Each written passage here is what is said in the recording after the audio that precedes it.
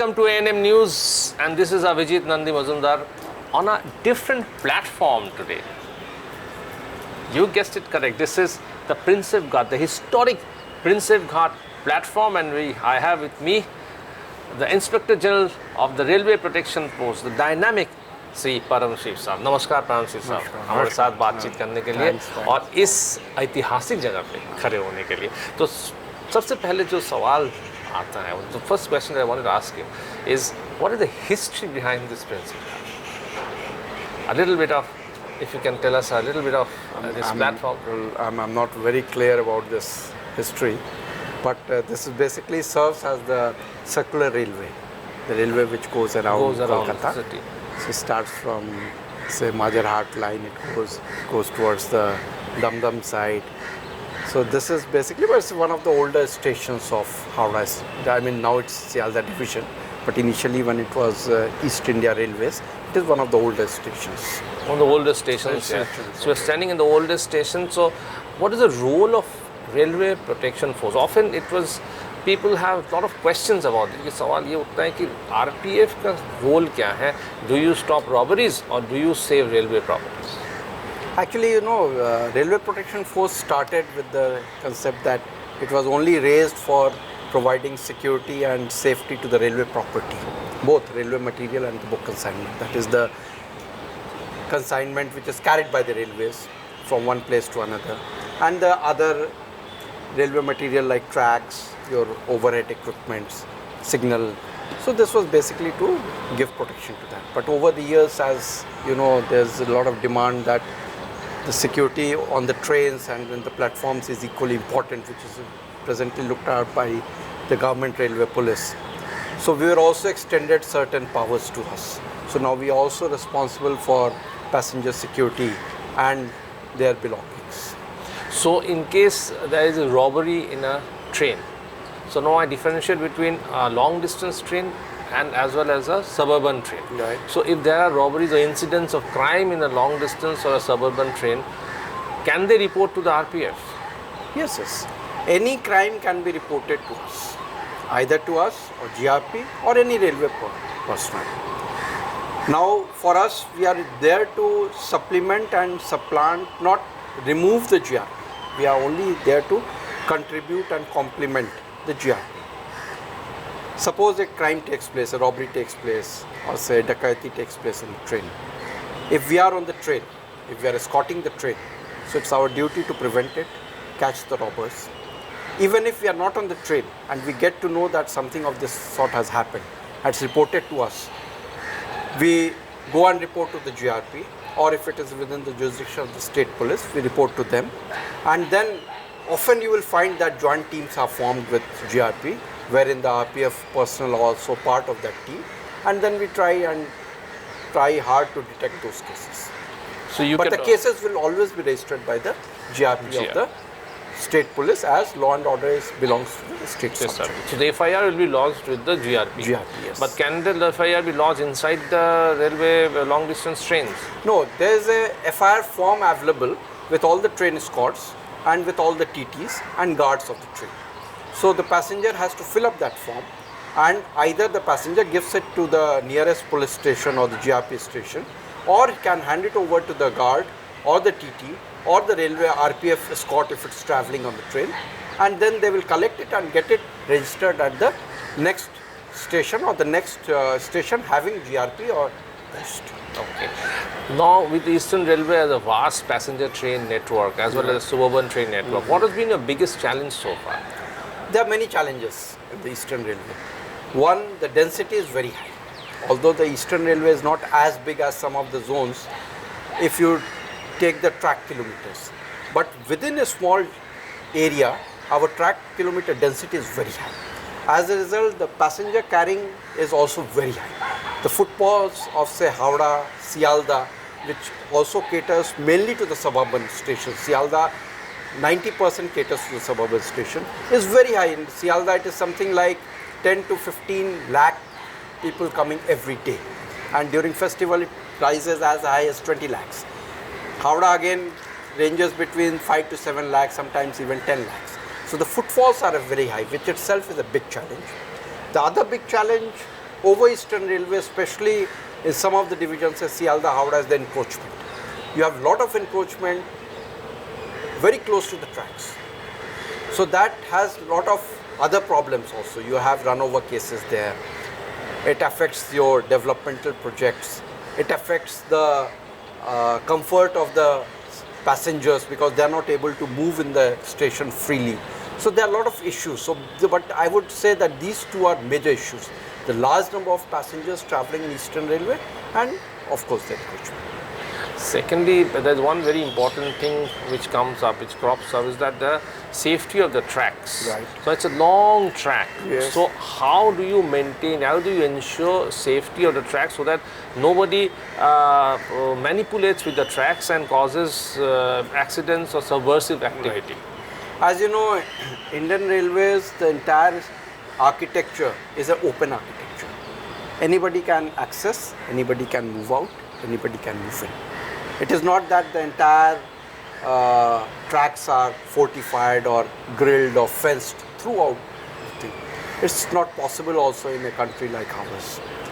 So we have various posts at important locations. Apart from that, we also have outposts. We have local intelligence network wherein our staff does develop local intelligence as to who are these people who usually are involved in such activities, so we do keep surveillance over them. In addition, GRP also has its own network. In addition, the state also helps us. So it is, you see, it is not just one person's or one agency's work, it is a combination of all agencies. And once it happens, then you will see wherever everybody is working in coordination, these kind of crimes do come down. So you will have very few incidents of, say, tampering of track. There hasn't been any cases of tampering of track over last 19 months I have been posted here. Okay. And even at vulnerable locations, we also send our staff on patrolling. Then there are railway staff from the civil engineering who do the monsoon patrolling and the winter patrolling to see, check and detect any cracks in the track. So it's a just more or less a combination of various agencies. Various factors, and various agencies look into it so that to give you a very safe journey and ensure a safe journey. Right. But then when you go into long distance trains, Right. how many RPF personnel are there, and for the safety of the passengers? I mean, if the passengers want to get in touch with RPF personnel, what do do they do? Actually, you see, over Eastern Railway, around we are escorting around 169 long distance trains. Most of these trains are night bound trains, especially those which leave around, say, 8 in the night and are moving in my jurisdiction up to 6 in the morning. So these are the trains we call the night bound trains. So we try to cover all these trains, either us or the GRP. RPF on its own is escorting around 169 trains, wherein we have anything from 4 to 5 persons traveling the train. They are well armed. They have all the basic facilities like torches, walkie-talkies. They all have SIMs. This is connected with our central control, wherein their data and details are available. So in case suppose a person gives a complaint or has a problem in any of the trains, any of the long distance, so there's a system of helpline that is 139 in the railways. So he calls up 139 or sends out a message on 139. So that is then rerouted to our control, which is operational 24/7. From the control, they see the chart, who is on the train, whether it is GRP or whether it's RPF, and who is actually escorting the train. So immediately the message goes to them. And then if the train is still running in the section, and it's in our section, and the staff is still there, they will go and attend. In case the train has left my section or my jurisdiction, so this will be conveyed to the adjoining railway. They will then attend the passenger. So do you feel, are you satisfied with the current security arrangements in trains, 169 trains that you are escorting at the moment? I will say both yes and no. From my perspective, yes, because over the last 19 months, we haven't seen any serious incident. No robbery, no daikaiti, anything of that sort. From passenger points of view, I would say no, because the expectation level is very high. They want to reach from one place to another without any hassle. Be it overcrowding, be it lost luggage, be it theft of luggage. There are cases of theft of luggage. So I think we are able to provide security, but if I see it from the passenger's point of view, yes, I would again say no. We have not been able to rise to their expectations. So there's a lot of work to be done. Grey areas. And we have to rise up to their expectation. After all, the passenger is our customer and we are here to serve them and to carry him from one place to another with a safe, secure environment, and at the end of the journey, he or she should have a smile on the face. That's correct. So that is what we have to do. Until unless I'm not able to reach to that level, I would say no. But yes, if you ask me as a personal thing, yes, certainly we have provided adequate security. But from passenger point of view, we do get number of complaints saying that there's a lot of overcrowding. We are not unable to reach to our berths. Sometimes somebody else is sitting on the bus. Sometimes their luggage is misplaced. Sometimes they leave behind the luggage and we are not able to recover it. Sometimes there are thefts. So these things do happen. However, these are far and few. Now coming to another passenger satisfaction thing is the hawkers inside the trains. Yes. So how do you address hawkers inside the trains and hawkers on the platforms? Hawkers both inside the trains and on platforms is a menace throughout the country. Yes, accepted it's slightly higher in this area because of, again I told you, there's a historical background, there are a lot of encroachments. So you have a lot of hawkers traveling. We do conduct our raids. We have powers under Railways Act wherein we do take action against them. But we have not been able to do away with them completely. Partly because I told you it's an open architecture. Secondly, because there's also a relation between demand and supply. Until unless the demand of the passenger is not met, because you have got all kinds of passengers traveling in trains. You have the very rich to very poor. Oh, correct. And you have to provide catering services to them which takes care of the entire population. Presently it is not so. So naturally, if anybody is able to offer something which is cheap, something which is good at a price much cheaper than what Railways is offering, they would like to take help of that services. So that's also happening. And apart from that, in this area part of the country, there's very strong hawker unions. So whenever there's any action against them which is very big or a far-reaching impact, which has a far-reaching impact, then you would often see them coming on the tracks protesting against the action. But it is again, you know, it's a bit of tact, bit of force. We combine everything to provide as much help we can, as much passenger facilitation we can do. Absolutely. And lastly, I want to ask you about ticketless traveling. Has ticketless traveling come down over the period, over the last 19 months? Actually, if you take this as a benchmark. I would say it in a different way. We have just come back to our pre-COVID levels. The number of passengers traveling in the trains have just come up to. Now, ticket checking is entirely a commercial work. We assist them whenever there is a ticket checking drive. The earning from ticket checking has risen. Partly also because the fares have gone up.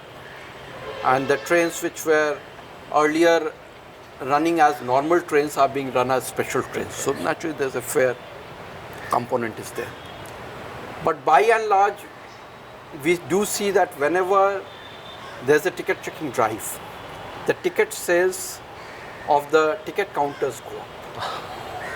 So there's a direct correlation between the two. So whenever we have the drives there, the ticket sales go up. Absolutely. So there's a need to continue these drives through. Does RPF carry out these drives? No, we do not carry out on our own. Okay. We only have assist. We support the commercial staff whenever there's a big drive. And in fact, there are a lot of magistrates who take a lot of interest in this. They come together, they form a team of commercial RPF, and they go and sit on those platforms and then,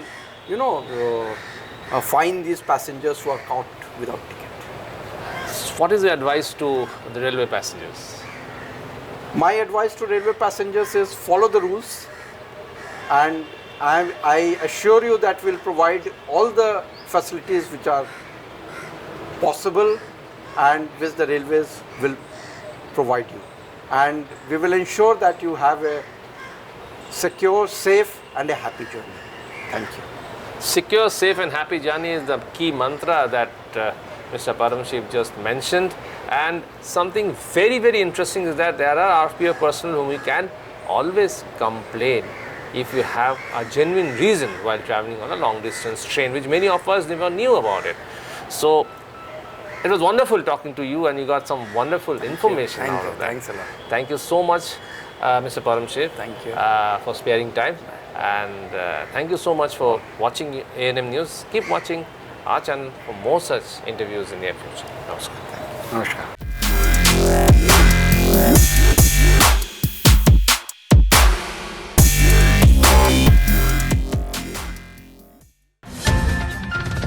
और खबरों के लिए subscribe कीजिए ANM news, bell icon दबाकर रहिए सबसे आगे।